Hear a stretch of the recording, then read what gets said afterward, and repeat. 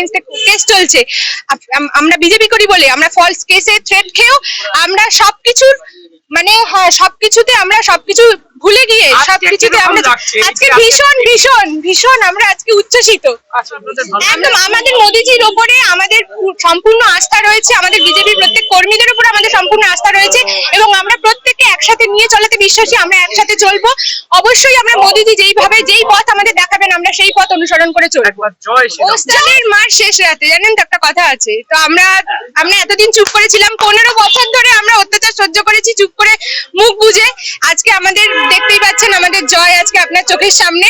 আর একটা কথা, আমাদের দল, আমরা প্রত্যেকে নরেন্দ্র মোদীর, আমাদের মোদীজি যেটা বলেছেন বসুধৈব কুটুম্বকম, আমরা প্রত্যেককে নিয়ে চলাতে আমরা বিশ্বাসী। আমরা ওরকম ভাবে হিংসার রাজনীতি আমরা করতে আমরা বিশ্বাসী নই, আমরা সেটা কখনোই করব না।